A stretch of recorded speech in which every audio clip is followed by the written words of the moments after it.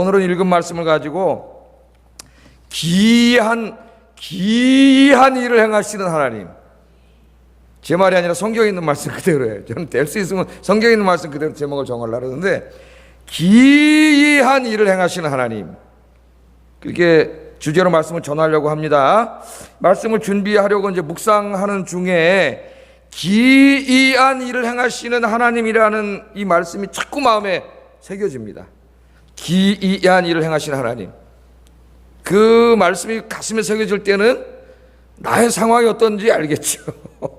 어떨 때 이 말씀이 자꾸 이렇게 새겨지는지, 정말 내 인생에도, 또 내가 하는 목회에도, 내가 계획한 모든 일에도 어떻게 보면 한 인간의 한계에 부딪히고 자기가 더 이상 어떻게 자기 능력과 지혜로 할 수 없는 그런 상황 속에 있을 때에 우리 절망하지 않고 우리 기독교인들은 누구를 바라봐요? 하나님을 바라볼 수가 있습니다. 그 여러분 복받은 사람이에요. 하나님께서 내가 할 수 없지만 누가 하세요? 하나님이 계시잖아요. 하나님이 어떤 일을 하냐 봤더니 기이한 일을 행하시겠다고 오늘 약속을 하시네. 기이한 일을. 그래서 제가 기도했습니다. 여러분, 이 말씀 딱 묵상하면서 기도했어요. 하나님, 내가 주님 앞에 늘 거룩한 삶을 살게 하시고, 그래서 하나님께서 내 인생과 가정과 목회를 인도하시고 모든 사람들이 깜짝 놀랄 만한 기이한 일을 행하여 주시옵소서. 여러분에게도 그렇게 해주시기를 주의 이름으로 축복합니다. 약속이잖아요. 하나님 약속의 말씀입니다. 약속의 말씀이라서 이 기이한, 좀 이따 제가 설명하겠지만 정말 기이한 일을 행하시는 분 하나님이세요.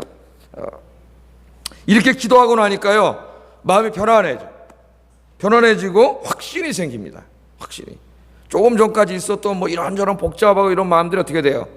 다 사라져. 그게 뭐예요? 치유예요. 치유. 하나님 성령님께서 말씀을 통하여 이렇게 우리에게 찾아오세요. 저 같은 사람 설교 준비할 때, 여러분은 오늘 말씀을 듣고 있을 때 하나님이 찾아오시기를 주의 이름으로 축복합니다. 그럴 때 치유가 이루어져요. 그 말씀이 나의 가슴에 확 박히고 나에게 하시는 말씀이라고 느껴질 때에, 그때가 언제냐면 하늘과 땅이 만나는 시간이에요. 저 초월의 세계와 이 지상의 세계가 만나는 시간, 전능하신 하나님과 이 유한한 내가 만나는 시간, 하나님이 나를 말씀으로 터치해 주는 시간이에요. 하나님의 말씀의 터치가 이루어지면은 거기 엄청난 은혜의 역사가 일어나는데, 여러분 오늘 이 시간이 바로 그런 시간이 되기를 주의 이름으로 축복합니다. 자, 오늘 말씀해 보니까요, 여호수아와 온 이스라엘 백성들이 시딤을 떠나 요단 강가에 이르렀다, 그렇게 되어 있습니다. 이전까지 말씀 제가 요약 안 해도 알겠죠. 정탐꾼이 가서 정탐하고 와가지고 이제 보고하고 다 그런 게 끝났어요. 그래서 이제 그 시딤, 정탐꾼을 보냈던 시딤을 떠나가지고 이제 점점 더 여리고성으로 가야 되니까 요단강가로 이제 온 거죠. 요단강가로 와서 거기서 이제 3일을 보냈다고 오늘 말씀에 그렇게 나오는데, 3절을 같이 한번 읽어보겠습니다. 시작.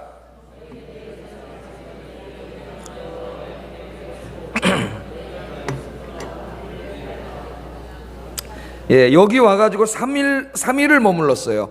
왜 머물렀는지는 뭐 정확히 이유가 나오지 않지만, 하여튼 이제 요단강이 앞에 가로막고 있고, 저기 여리고성이라고 하는 그 가나안을 들어가는데 가장 강력한 그 성이 하나 지키고 있죠. 강력한 민족이.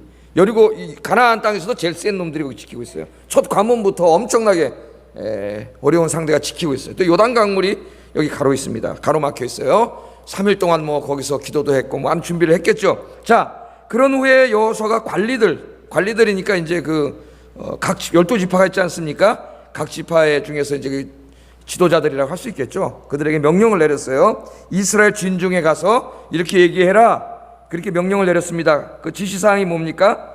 너희는 레위 사람 제사장들이 너희 하나님 여호와의 언약궤를 매는 것을 보거든 너희가 있는 곳을 떠나 그 뒤를 따라가라, 그렇게 전하라고 명령을 내렸어요. 그러니까 하나님께서 여호수아에게 주신 명령이고, 여호수아가 또 그 중간에 지도자들을 불러가지고 이제 다 보냈죠.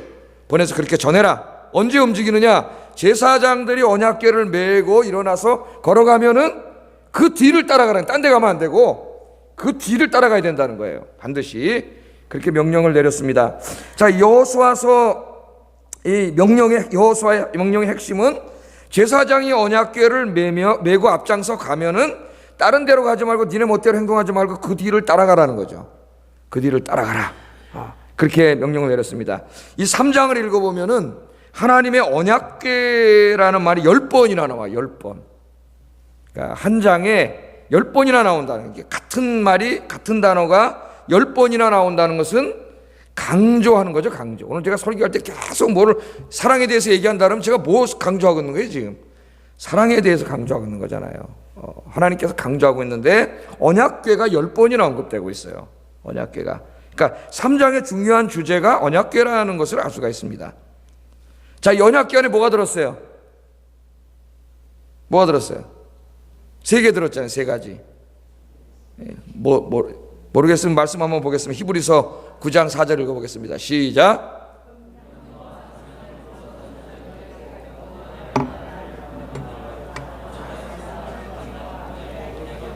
예, 그 안에 뭐가 있어요? 하나님의 그 십계명 돌판, 그 모세에게 주었던 것, 그 2개가 거기 들어가 있습니다. 그 다음에 또 뭐가 들어가 있어요? 광야길 지날 때에 하나님이 하늘의 창고를 열어가지고 쏟아부어 주셨던 그 만나를 기념으로 항아리 하나 이렇게 담은 거, 그거 거기 들어가 있고, 또 하나는 뭐가 있어요? 아론의 지팡이인데, 죽은 그냥 지팡이인데 거기서 뭐가 났어요? 싹이 난 지팡이, 그거 기념으로 3가지를 하나님 여기 담아 놓으라 그래가지고 이 언약궤 안에 3가지가 들어갔습니다. 십계명 돌판은 하나님의 말씀이죠. 말씀, 계시의 말씀이에요. 만나 항아리에 들어간 것은 하나님의 공급하심이에요. 공급하심. 하나님 여러분 평생 동안 공급해 주실 줄로 믿습니다. 기도하세요. 일용할 양식을 달라고 기도하라 그랬잖아요. 공급해 주시는 분이 하나님이에요. 공급해 주셔요. 그 다음에 아론의 쌍난 지팡이 뭐예요? 언제 무슨 사건이에요? 성경을 많이 읽는 분들은 아실 거예요. 민수기에 나오는 말씀을. 고라당들이 반역을 일으켰죠. 야, 모세하고 아론한테 너들만 지도자냐? 너들만 하나님 말씀 듣냐? 우리도 지도자야. 그리고 이 데모를 했어요. 반란을 일으켰어요. 반란. 그래가지고 하나님께서 진노를 내리셔가지고 땅이 갈라져가지고 거기 반란에 가담했던 사람 다 빠져 죽어버렸습니다. 옳지 않은 일에 절대 서지 마세요, 여러분. 옳지 않은 일에 서면 거기에 함께 망하는 거예요. 다 망해버렸어요. 그래서 그때 하나님이 모세와 아론의 권위를 세워주시기 위해서 각 지파의 지팡이 12개 만들어라 했습니다. 그래서 다 만들어 왔죠. 레위 지파 지팡이는 아론의 지팡이죠. 레위 지파니까. 그래서 그 지팡이를 놓고 그 다음날 와봤더니 놀라운 일이 벌어졌는데, 나머지 지팡이는 뭐 다 죽은 지팡이인데 뭐 있겠어요? 그런데 그 아론의 지팡이는, 레위 지파의 지팡이는 뭐가 나요? 살아가지고 싹이 나고 살구 열매가, 살구꽃이 폈어요 거기에. 이게 뭘 의미하는 거예요? 참 지도자가 누구인가를 하나님이 권위를 세워준 거예요. 권위. 이스라엘 백성이 다시는 반역을 일으키지 못하도록. 그리고 그 지팡이를 보관하라 했습니다. 왜? 그 지팡이를 보고 다시는 반역을 일으키지 않고, 반역을 일으켜서 죽었잖아요. 죽지 않게 하기 위해서. 하나님이 어떻게 보면 이게 구원이에요. 구원. 상징이에요. 이 지팡이가. 그 3가지를 여기 이렇게 넣어놨습니다. 그러니까 이 언약궤라고 하는 것은 결국은 뭐의 상징입니까? 하나님의 말씀과 공급하심과 하나님의 구원이 다 담겨있는 하나님의 임재하심의 장소예요. 임재하심의 장소. 그 우주 만물을 창조하신 엄청나게 광대하신 하나님이 그 가운데 이 지구라고 하는 것은 먼지도 안 되는 거지. 하나님 앞에는 그 먼지도 안 되는 거기에 조그만 저 뭐야 거기 지금 요만한 괴짝 안에, 괴짝이잖아요. 괴짝. 그 안에 하나님이 그들과 함께 하시기 위해서 하나님이 임재하심의 상징이에요. 이 언약궤가. 그러니까 굉장히 중요한 것이죠. 하나님은 보이시지 않지만 그 언약궤를 두게 함으로 하나님이 그들과 함께 하심을 하나님이 보여주신 거예요. 그게 이 언약궤입니다. 그러니까 언약궤가 그들 가운데 지금 있다고 하는 것은 하나님이 그들과 함께 하신다는 거예요. 함께 하신다. 그리고 그들과 동행하고 있다는 것을 보여주는 거예요. 여러분, 하나님이 여러분과 함께 하시는 거 믿습니까? 여러분과 동행하고 계시는 거 믿습니까? 우리는 언약궤가 없어도 믿어요. 우리는 더 좋은 거 있어요. 언약궤보다. 뭐가 있어요? 하나님 말씀을 이제 다 주셨어요. 말씀을. 그걸 보여주고 있는 거예요. 이스라엘이 여러분 왜 복받은 민족입니까? 왜? 이 민족이 하나님께서 그들 가운데 함께 하시고 그들과 동행하고 계시기 때문에 복받은 민족이에요. 달라서가 아니에요, 여러분. 광야길 갈 때는 아무것도 없지만 왜 그들이 복받은 민족입니까? 하나님이 그 우주를 창조하신 하나님이 그들과 함께, 그들 가운데 계세요. 그들 가운데. 그들 가운데 계시고 그들과 동행하고 계시기 때문에 그들이 복받은 사람이라고 성경은 그렇게 이야기하고 있습니다. 자, 그런데 이제 여기 뭐라 그랬어요? 그 언약궤를 제사장들이 지고 갈 때에 너희들이 그 제사장들이 언약궤를 지고 가는 것을 뒤따라가라 그래서 뒤따라가라. 그게 중요해요. 뒤따라가는 게. 그럼 결국 그건 누구를 뒤따라가라는 거예요? 하나님을 뒤따라가라는 거예요. 하나님의 인도하심을 받아 하나님이 지시하는 대로 따라가라는 거예요. 니네 멋대로 살지 말고, 요새 우리말로 말하면 무슨 말씀이에요? 하나님의 인도하심을 받아 하나님의 말씀대로 살으라는 거예요. 하나님이 가라 그러면 가고, 가지 말라는 가지 말고, 하나님이 하라 그런 건 하고, 제발 하지 말라는 건 정말 제발 하지 말고. 근데 우리는 하나님이 하라 그런 건 안 하고, 하지 말라는 건 하고, 그렇게 사는 사람들이 있어요. 여러분 어떻게 사십니까? 자, 여러분 제 소풍 가는 거 보면은요, 가끔 유치원생들이 여기 어린이집 애들이 이렇게 선생님들이 데리고 갑니다. 꼬마들을. 그럼 그 어린애 반 애들이 이렇게 지나가는데요, 걔네들은 선생님 딱 시키는 대로 해가지고 손잡고요, 선생님 뒤만 쫓아가요. 탁 쫓아가요. 선생님 얼마나 잘 따라가는지 몰라요. 근데 가끔 남산에 가보면은 이제 중학생들 얘네들이 수학여행 와가지고 지방에서 선생님 저희 가는데 이제 뒤따라오라고 선생님 가는데 이놈들은 막 지네 멋대로 해. 저 뛰어갔다 저희 갔다가 잘 안 따라가요. 선생님. 예? 선생님 말 하나 어기는 게 재미인가 봐 그냥 막. 예? 선생님 씩 돌아보면 또 다 가르치시다가 또 안 돌아보면 또 지멋대로 가고. 그 모습을 보면서 이 모습이 보입니다, 여러분. 우리 예수님께서 누구든지 어린아이와 같지 않으면 천국에 갈 수 없다 그랬는데, 어린아이와 같은 그런 마음, 그게 필요한 것 같아요. 유치원생들처럼 어린아이처럼 하나님이 인도하시는 대로 그대로 따라가라는 거예요, 자꾸. 그런데 조금 이제 중학생 되고 고등학생 되면 지 경험도 있고 좀 안다 그러고, 그렇잖아요. 사람 교만해지지 않습니까? 내가 지식도 있고 경험도 있고 이런 노하우도 있고 내 인생길 살아온 뭐도 있고, 그러니까 자꾸 하나님 말씀대로 안 가고 지 멋대로 곁길로 사람이 가게 된다는 거예요. 그렇게 가지 말라는 거예요. 어린아이처럼 여러분, 하나님이 가시면 그 하나님의 길만 따라가면 된다는 겁니다. 이 4절 한번 읽어보겠습니다. 시작. 2000규빗쯤 되게 하고 그것에 가까이 하지는 말라. 그리하면 너희가 행할 길을 알리니 너희가 이전에 이 길을 지나보지 못하였습니다. 이게 지나보지 못한 길이잖아요, 거기가. 여러분 내일을 살아봤어요? 안 살아봤어요? 여러분 지금부터 시작되는 우리의 미래는 우리가 가보지 않은 길이에요. 무슨 변수가 있는지 모릅니다. 어제부터 오늘까지는 이런 일이 있었지만 내일은 무슨 일이 있는지 몰라. 알지 못하는 길이에요. 그래서 여기 하나님을 따라갈 때 2000규빗 떨어지라 그랬어요. 2000규빗. 규빗은 여기 제일 긴 손가락에서 팔꿈치까지를 규빗입니다. 요게 대략 사람에 따라 좀 다르겠죠. 47에서 한 50cm 정도 되니까 50cm로 계산하면 되겠어요. 그러면 2000규빗이면 몇 메타예요? 1000m. 1km 떨어져 가라 그랬습니다. 왜 떨어져 가라 그랬을까? 여러 가지 의미가 있어요. 하나님의 거룩을 침범하지 않기 위해서 여러 가지 신학적으로 우리가 생각해 볼 수 있겠지만은, 본문으로 이렇게 축소시키면은 이 길을 가보지 않았다. 그러니까 200만의 사람들이 그 제사장이 법궤를 메고 언약궤를 메고 가는 것을 모두가 보려면은 이 각도상으로 거리가 있어야 되거든, 어느 정도. 그러니까 그 거리를 유지시킨 거예요. 보이게 하기 위해서. 항상 누구를 바라볼 수 있는 곳에 있어야 돼요? 하나님을 바라볼 수 있는 곳에 있어야 된다는 거예요. 여러분들이 인생길 살아가는데 어디에 가서 뭘 해도 좋습니다. 그러나 항상 여러분들이 하나님이 바라보이는 곳에 위치하시기를 주의 이름으로 축복합니다. 그게 오늘 가장 중요한 길은 예배의 자리예요. 예배의 자리, 기도의 자리, 말씀의 자리.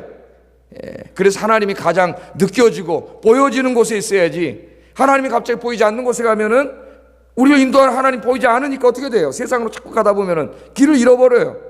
엉망진창으로 살아가게 되는 거예요. 잘못된 길로, 죽음의 길로 가게 되는 거예요. 그래서 하나님을 따라가라, 그렇게 이야기를 합니다. 여러분, 이스라엘 광야길 40년 동안, 광야는 사막인데 거기 길이 있습니까? 길이 없어요. 사막은.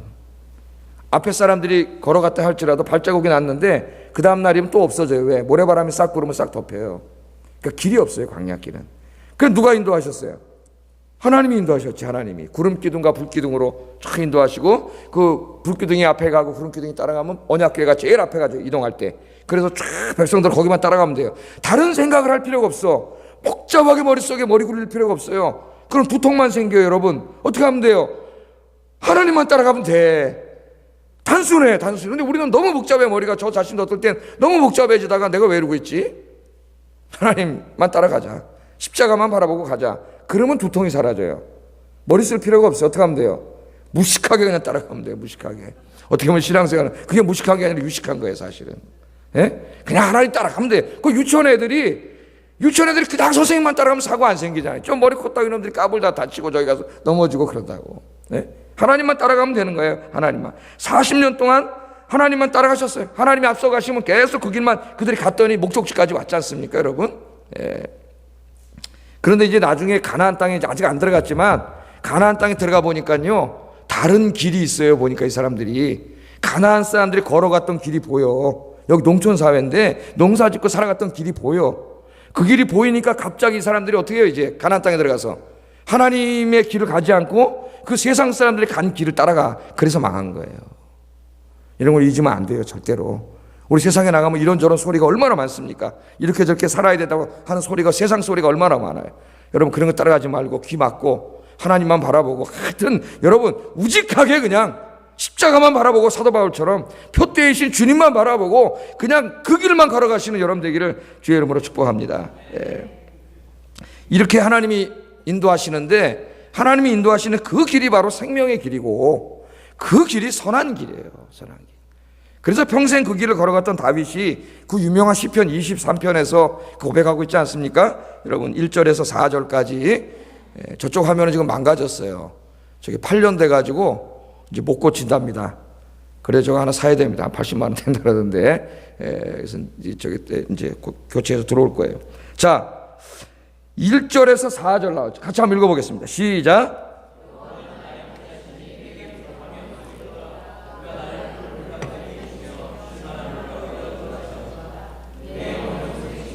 자기의 이름을 위하여 의의 길로 인도하시는도다. 내가 사망의 음침한 골짜기로 다닐지라도 해를 두려워하지 않을 것은 주께서 나와 함께 하심이라. 주의 지팡이와 막대기가 나를 안위하시나이다. 아멘. 여기 보면 하나님이 인도하셨다는 얘기가 계속 나오죠. 그죠? 쉴만한 물가로 인도하시고 푸른 초장으로 인도하시고 의의 길로 인도하시고. 그럼 다윗은 어떻게 살았어요? 하나님이 인도하시는 대로 살았어요. 하나님의 뒤따라가면서 살았어요. 하나님과 동행하면서 인도하시는 대로 살았어요. 살다 보니까 그 길이 바로 다 하나님이 인도하시는 길이 결국은 푸른 초장으로 가는 길이고 결국은 쉴만한 물가로 가는 길이었다는 거예요. 가는 도중에 보니까 여기 사망의 음침한 골짜기로도 갔어요. 예? 갈 때는 혼란스러웠겠지. 이거 왜 그러지? 아니 하나님 가는 대로 따라가고 있는데 왜 지금 이 죽음의 골짜기를 지나고 있는 거야 이거? 이게 무슨 일이야? 그렇게 생각할 수도 있었겠죠. 이 사람이 우리 인간이니까 다 약하게. 예? 어떨 때 막 험난하고 좁은 인생길 갈 때도 있겠죠. 그런데 그 길을 다 지나가 보니까 뭐예요? 거기가 푸른 초장과 쉴만한 물가가 있는 길이더라 이거예요. 돌아보니까 그 길이 글로 가는 가장 빠른 길이고 가장 안전한 길이더라 이겁니다. 할렐루야. 뿐만 아니라 그 사망의 음침한 골짜기로 가는데도 주님이 막대기로 지팡이로 나를 지켜주시고 계시다는 거예요. 그러니까 우리는 잘 모르잖아요. 우리는 저 앞에도 잘 안 보여요, 시야가. 그죠? 높은 곳에 올라가면 조금 더 멀리 보일 뿐이에요. 근데 하나님은 다 보이잖아요, 끝까지. 예?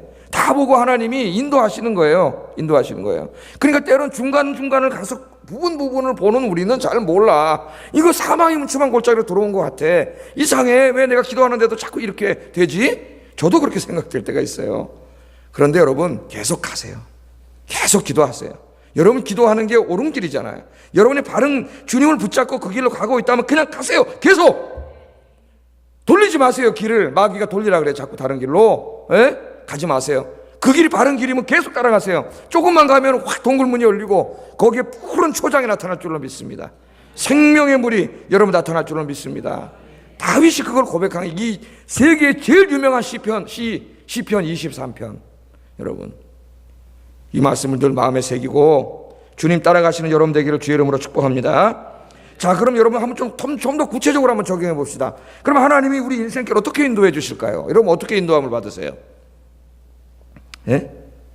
하나님께서는 그의 영이신 성령으로 임재하셔서 우리의 인생길을 인도해 주셔요. 그죠?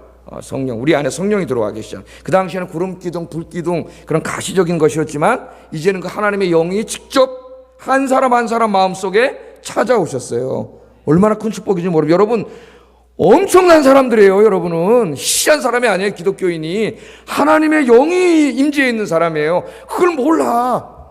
자기가 누구인지를 모르는 기독교인이 너무나 많아요. 자기를 너무 하찮은 존재로. 그런 사람은 어제 제가 주일날 낸 신문 야고보서 읽어보세요. 가서 읽어보신 분 그거 꼭 읽어보세요. 낮은 자는 자기를 높게 여기며, 그게 무슨 의미인지 한번 가. 내가 누군지를 잃어버린 정말 불쌍하고 어리석은 사람이 있다는 거예요. 어리석은 사람. 여러분, 성령님이 같이 계셔요. 그럼 성령님이 이제는 직접 여러분의 길을 인도하시는데 어떻게 인도하십니까? 어떻게 인도하세요? 어떤 분은 음성으로 들려주신다는 분이 있어요. 음성으로. 그래서 어떤 사람 하나님의 음성 듣기 이런 책을 쓴 사람도 있습니다. 하나님의 음성. 어떤 사람 자기 간증책을 막 써가지고 무슨 일을 할 때마다 하나님 음성으로 막 들려준다는 거예요. 여러분 어떻게 하나님 음성 좀 들으십니까? 어떤 사람은 꿈으로 보여주신다는 거예요. 이 꿈이 기가 막히게 맞는데 자기가 꿈만 꾸면 맞아 이게 꿈이. 그래서 꿈 얘기를 해요. 꿈으로 인도해 주신다 그래요. 꿈으로. 네? 꿈 얘기하니까 여러분 하여튼 이 음성을 듣거나 꿈으로 본다고 하는 이런 이야기들은 상당히 조심해야 됩니다. 하나님이 일반적으로 인도하시는 방법이 아니에요. 이 방법이 물론 하나님의 계시의 말씀이 완성되기 전에는 성경을 읽어보면 하나님께서 직접 음성을 들려주실 때도 있고 바울아 그죠? 또는 천사들을 보내주실 때도 있고 또는 다니엘처럼 꿈으로 우리에게 계시해 주실 때도 있었어요. 그러나 하나님의 뜻을 알려주신 계시가 성경 66권으로 이제는 완성됐기 때문에 하나님께서는 우리 길을 인도하실 때에 성령님께서 뭐를 도구로 사용하세요? 하나님의 말씀을 도구로 해서 우리를 인도해 주셔요. 인도해 주십니다. 그걸 아셔야 돼요. 말씀을 통해서 하나님 인도해 주셔요. 그러니까 이 꿈 얘기하는 문제가 재밌는 얘기, 그냥 하는 재밌는 얘기인데요. 어떤 사람이 꿈을 참 신뢰하는 사람이 꿈을 꿨대요. 꿈을 꿨는데 돼지 꿈을 꿨대요. 돼지 꿈 꾸면 뭐 생기는 꿈이에요? 돈 버는 꿈이잖아요. 그게 탁 눈을 떴더니 7시 7분 초침이 7초를 지나가고 있더랍니다. 7시 7분 7초. 7자는 또 뭡니까? 럭키 세븐이고 또 이 화투하는 사람들에게는 도리지구땡이라고 있는데 7자가 참 좋은 글자예요. 7자. 그래서 이제 딱 이제 은행에 갔더니 대기번호 7번이더라는 거야. 7이야 또. 보통 7번 창고예요. 7번 창고. 그래갖고 돈을 다 찾았어요. 그래서 있는 돈을 다 찾고 바깥에 딱 나갔더니 77번 버스가 또 기다리고 있더라는 거예요. 이게 그냥 딱 탔어요. 그랬더니 경마장에 가서 내리더래요. 경마장. 그 문을 딱 들어갔더니 7번 말이 딱 보이더라는 거예요. 7번 말에다 다 걸었어. 그랬더니 7등 했어요. 7등. 진짜 웃기는 말이에요. 진짜 있는 일이 아니고 그냥 우스갯소리지만은 이런 식으로 예수를 믿으려고 하는 사람이 있어요. 그 또 우스갯소리인데 어떤 분은 아침에 이렇게 내가 이제 하나님 오늘 길을 인도해 주세요. 딱 폈는데 가로운 유다가 목 매달아 죽은 게 나왔다는 거예요. 이게. 그 목 매달아 죽을 수도 없고 아유 하나님 이건 아닌 것 같습니다. 그리고 그다음 덮어가지고 또 딱 폈더니 너도 가서 이같이 행하라. 이게 나왔다는 거예요. 너도 가서 이같이 행하라. 그러니까 이게 다 우스갯소리지만은 이렇게 신앙생활을 하려고 그러는 사람이 있단 말이에요. 성령님이 그렇게 인도하지 않았어요. 물론 우리 하나님께서는 자유로우신 하나님이고 전능하신 하나님이기 때문에 때로는 아주 특수한 경우에 제 생각에는 계시의 말씀을 넘어서 하나님이 직접 어떤 특수한 방법으로 계시를 전달할 수 있다고 봐요. 그러나 그건 극히 제한된 경우이고 그럴 경우이라도 그 체험은 하나님의 말씀 안에서 이루어지는 것이지 말씀과 틀리거나 말씀과 다르거나 말씀 바깥에서 이루어지지 않습니다. 어떤 사람의 체험이 하나님의 말씀과 다른 체험을 했다면 그거는 하나님의 역사가 아니에요. 그건 마귀의 역사예요. 마귀의 역사. 그래서 자꾸 그런 신비한 것을 추구하다 보면은 사탄의 역사예요. 여러분. 사탄이. 그래서 이 사탄에게 속는 사람이 많아요. 무슨 기도하다가 자기가 꼭 이루고 싶은 소원이 있잖아요. 사람이. 그 마음속으로 자꾸 기도하다 보면은 그래 내가 해줄게 뭐 그런 음성이 들린 것 같은 착각을 할 때가 있어요. 사람이. 그 진짜 허다 망한 사람도 있어요. 그 하나님의 음성이 아니에요. 자기의 집착이 자꾸 이렇게 집착이 돼가지고 자기 체면이 마귀가 들린 거예요. 그러니까 우리 성령님께서 우리를 인도해 주시고 때로는 우리가 막 기도하면 우리 마음에 편안한 마음을 주시기도 하시고 때로는 확신을 주시기도 하셔요. 그러나 하나님께서는 말씀을 통해서 인도해 주셔요. 사실은 우리 인생길의 대부분이 말씀에 다 있습니다. 말씀대로만 살면 돼요. 우리 욕심 때문에 자꾸 말씀과 다른 길로 가려고 우리가 해서 그렇지 말씀대로만 가면 돼요. 그래서 여러분 늘 기도와 말씀으로 무장해서 성령님의 인도하심을 받고 하여튼 중요한 것은 하나님만 뒤따라가시는 남은 인생 여러분 하나님만 뒤따라가시는 여러분 되시기를 주의 이름으로 축복합니다. 오늘 여기 첫 번째 가장 중요한 게 이거예요. 지금 창세기부터 여호수아까지 하나님 인도하심을 따라가야 된다. 내 경험과 내 지식만 따라가면 안 된다. 하나님 따라가야 된다. 그래야 생명의 길이다. 두 번째 이제 오늘 말씀해 보면서 5절 말씀을 한번 읽겠습니다. 시작.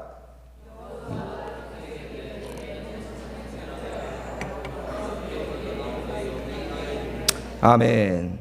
자, 하나님께서 그들 가운데 계시면서 첫째는 그들의 길을 인도하시니까 따라가라 그랬죠. 인도하시는 하나님이신데 인도하실 뿐만 아니라 그들이 그 길을 갈 때 하나님이 인도하시는 길에 장애물이 나타날 수가 있지 않습니까?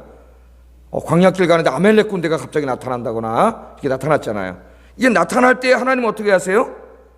기이한 일을 행하세요. 기이한 일. 그때부터는 우리의 힘으로 어떻게 할 수 없는, 내 경험과 지식으로 어떻게 할 수 없는 그런 문제가 생겼을 때는 이제부터 그 일이 누구의 일이에요?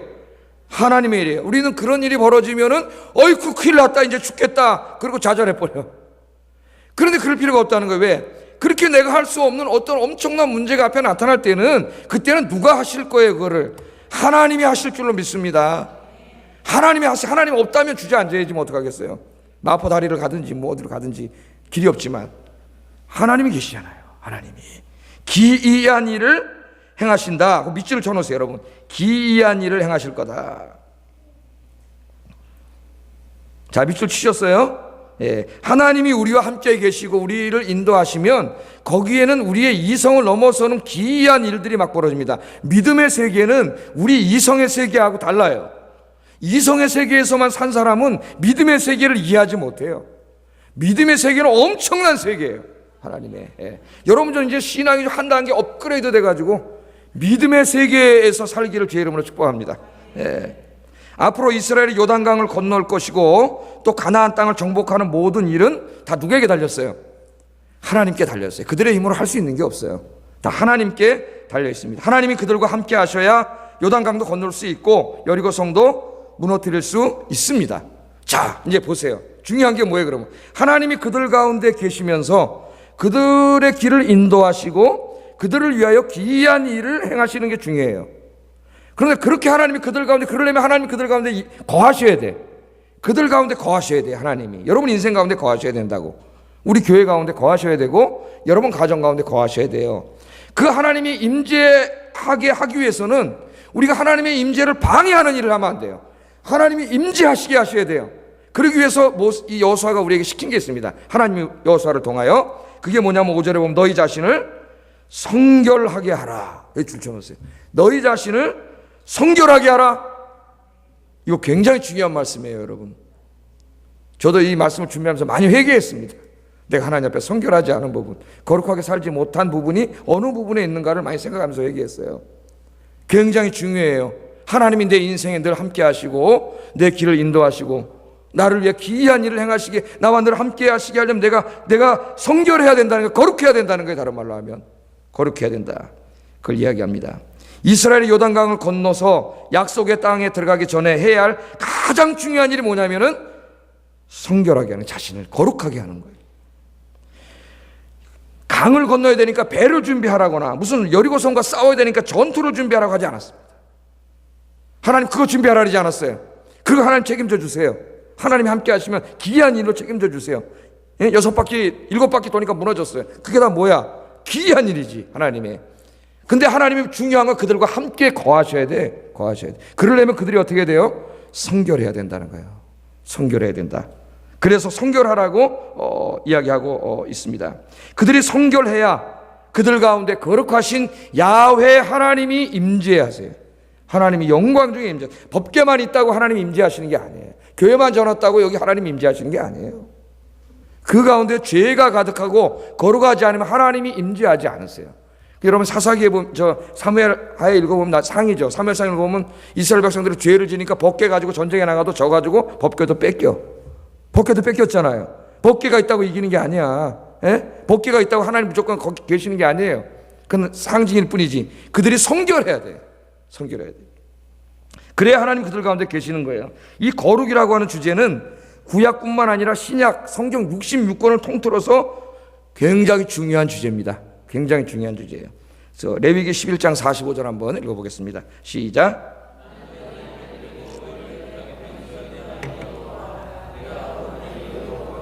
아멘. 내가 거룩하니 너희도 거룩할지어다. 지난주 에베소서에서도 우리가 잠깐 공부해. 이번 주일날 이게 또 핵심적인 주제가 거룩이에요. 주일 설교가 겹치네요. 거룩입니다. 또 베드로전서 1장 16절에 이 말씀을 인용했어. 신약 시대에도 그대로 읽어보겠습니다. 시작. 아멘. 베드로가 설교하면서 지금 읽었던 레위기 11장 45절 말씀 인용한 거죠. 인용하면서 내가 거룩하니 너희도 거룩하라고 하나님이 기록했다 말씀하셨다는 거예요. 네, 그렇게 이야기합니다. 또 로마서 12장 1절 한번 읽어보겠습니다. 시작. 네, 너희 몸을 어떻게 하라고요? 거룩한 산 제물로 드리라 그랬습니다. 구약시대에 하나님께 드리는 제물은 어떻게 해야 돼요? 거룩한 것, 가장 좋은 것으로 드려야 돼요.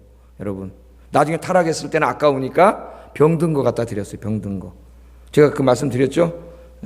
11조 낼 때도 이렇게 한 마리, 두 마리, 세 마리, 네 마리 밑으로 지나가다가 10번째 지나가는 거 딱 잡아서 하나님께 드려요. 믿음이 있는 사람은 기름진 것을 따로 떼놨다가 9마리 지나가고 10번째 하나님 거 지나갈 때 기름진 놈 툭 쳐가지고 지나가서 하나님께 드리는데, 믿음이 없는 사람은 아까우니까 병든 놈을 딱 쥐고 있다가 9째 지나갈 때 그거 툭 집어넣었잖아요. 그 말라기에 나오잖아요. 말라기 하나님 뭐라 그랬어요? 야, 그거 갖다 네 총독한테 바쳐봐라.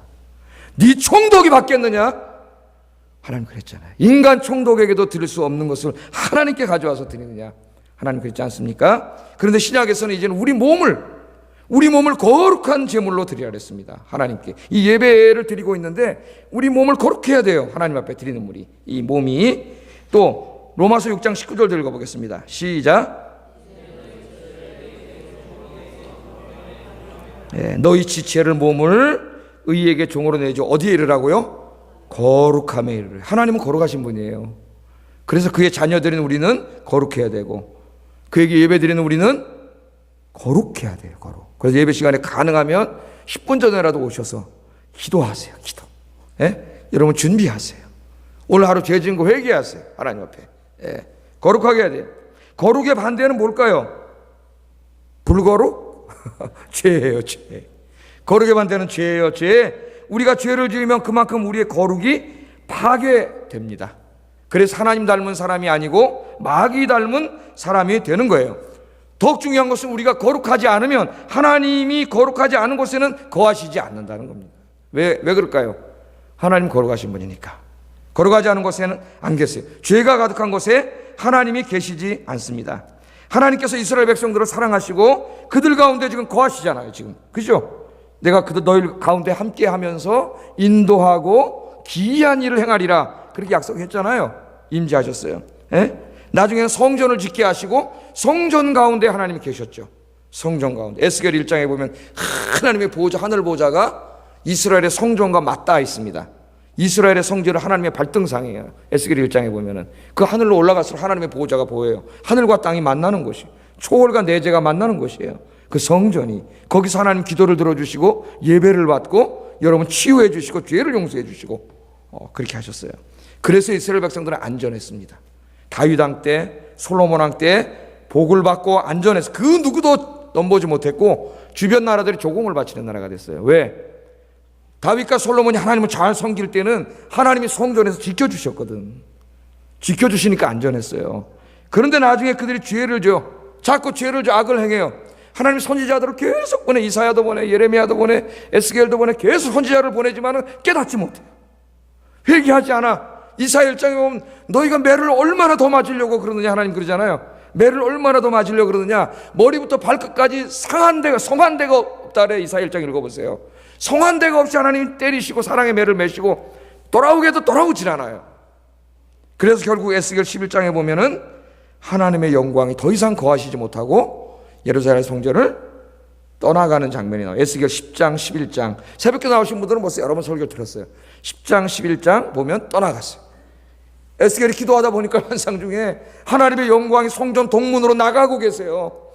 에스겔이 보고 주저앉아 버렸습니다. 왜? 끝입니다. 끝.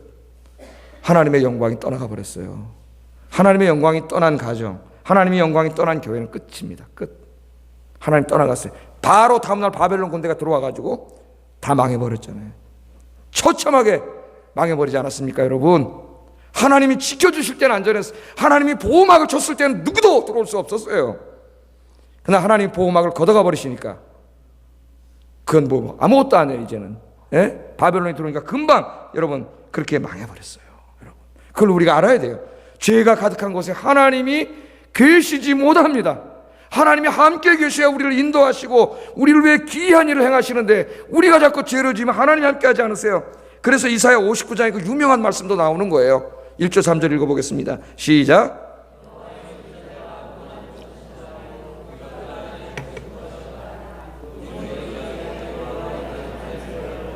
너희 죄가 그의 얼굴을 가리어서 너희에게 듣지 아니하시게 함이니라. 이는 너희 손이 피에 너희 손가락이 죄악에 더러워졌으며 너희 입술은 거짓을 말하며 너희 혀는 악독을 냅니다. 그리고 그 밑에 쭉 읽어보면은 이스라엘의 죄악이 쫙 나옵니다. 59장을 읽어보면은, 예? 여호와의 손이 짧아서 너희를 구원하지 못한 게 아니고, 귀가 둔해져서 너희 기도를 듣지 못한 게 아니라, 너희 죄악이 너희와 하나님 사이를 갈라놓았고 멀어지게 했다. 그렇게 얘기하잖아요. 뭐 때문에? 하나님이 가까이 오셔서 여러분과 함께 계시면서 도와주고 싶고 인도하고 싶고 기이한 일을 행하시고 싶어도 하실 수 없게 만들어 우리가 자꾸 뭐로? 죄를 져요, 죄를. 예? 죄를 져서 하나님이 나와 함께 하시 못하게 만든단 말이에요, 이 죄가. 물론 신약 시대에 오면은 성령 체험을 하고 구원받은 사람이 구원받지 못하지는 않겠지만은, 성령이 영원히 떠나지는 않겠지만은, 그 성령이 내 평생 동안 나를 인도하시는 것을 방해해요, 방해. 그래서 제가 이야기하죠. 자꾸 죄를 지면 하나님 없는 사람처럼 산다고. 예? 하나님 안 믿을 때하고 비슷하게 살아요, 그 사람이. 예? 얼마나 불행한 사람이에요, 이 사람이. 손이 짧아서 구원하지 못한 게 아니에요. 여러분, 기도 응답이, 너희가 아무리 오래 기도할지라도 내가 너희 기도를 듣지 아니하리라, 그렇게 말씀하죠. 아무리 오래 기도하면 뭐합니까? 더 중요한 게 뭐예요? 거룩해야 돼요. 먼저 하나님 기도하기 전에 자신을 돌아보고 뭘 달라 그러기 전에 주님 앞에 무릎 꿇고 자기를 성찰하면서 철저하게 회개해야 됩니다, 여러분. 회개가 없는 기도는 응답이 없어요. 그거는 미신이에요, 여러분. 거룩하신 하나님 앞에 섰을 때 우리는 다 죄인이죠. 저도 죄인이고 여러분도 죄인이에요. 그럼 우리가 기도할 때 제일 중요한 게 뭐냐면 하나님 앞에 바로 서야 돼요. 그래서 여러분 기도하실 때마다 제일 먼저 자신을 돌아보는 기도를 많이 하세요.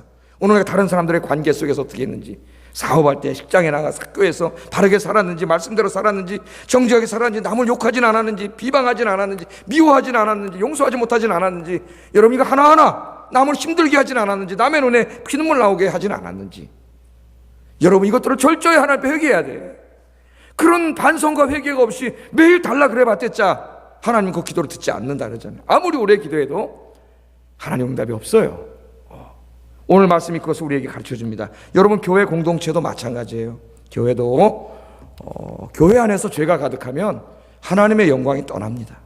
그러면 성경이 우리에게 보여줘요. 우리 고린도전서 3장 16절 17절 읽어보겠습니다. 시작.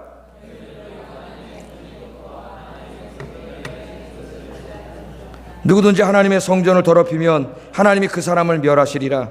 하나님의 성전은 거룩하니 너희도 그러하니라. 아멘.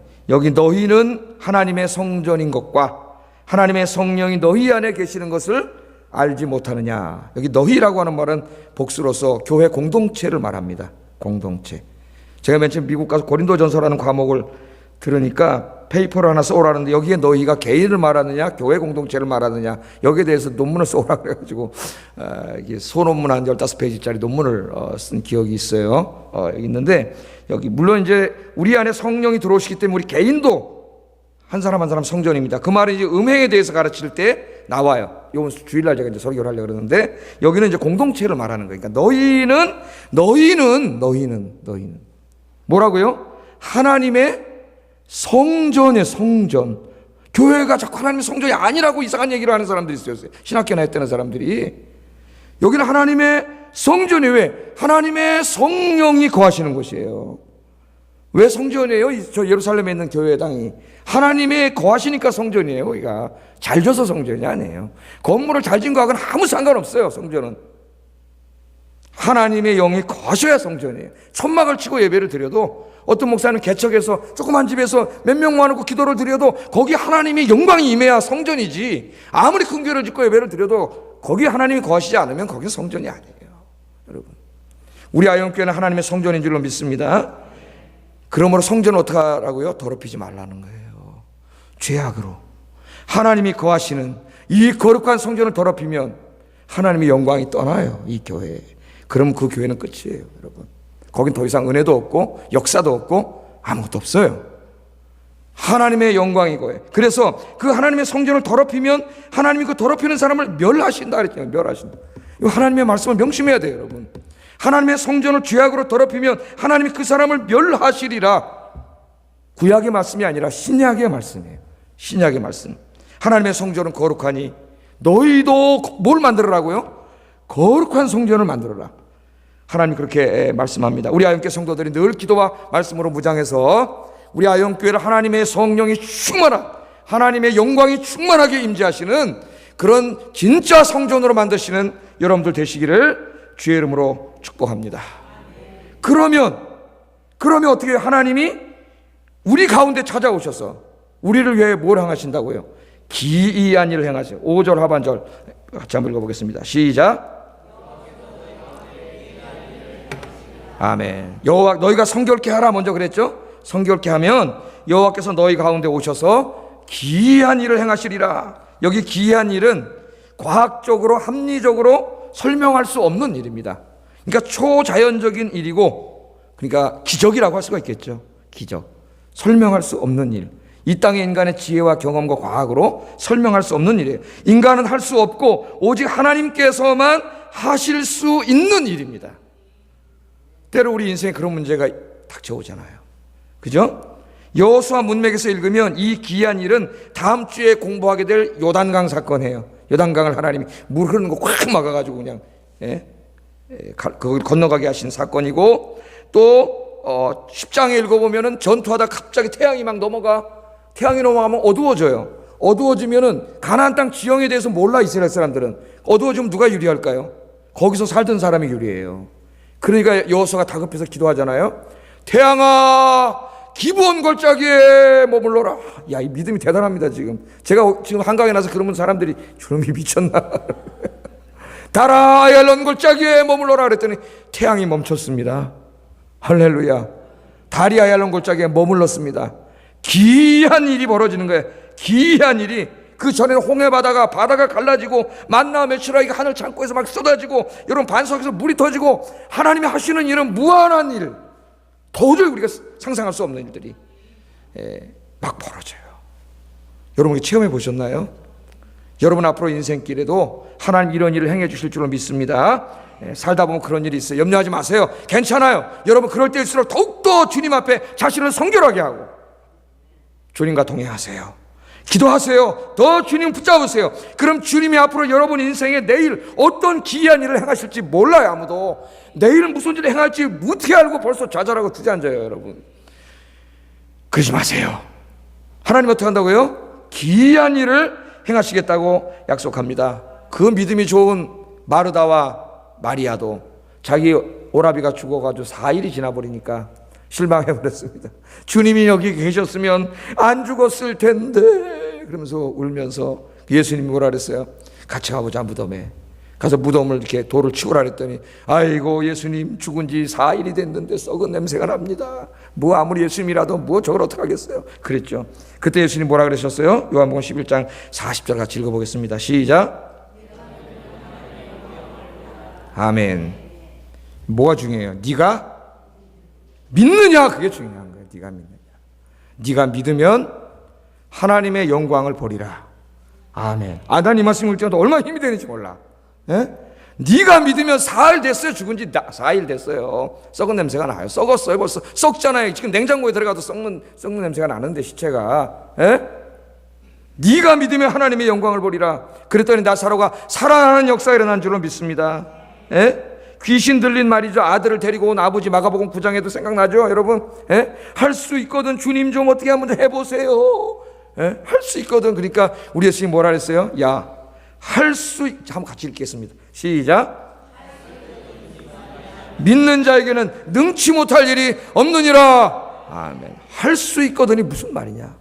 믿는 자에게는 능치 못할 일이 없느니라. 여러분, 이제 내일, 모레, 언제인지 모르지만 앞으로 앞으로 남은 데 다가오지 않은 미래 인생에 귀한 기적을 행하실 그 위대하신 하나님을 여러분 기대하시고 오늘 하루 열심히 주님 붙잡고 주님 따라가시고 거룩하게 사시는 여러분 되시기를 주의 이름으로 축복합니다.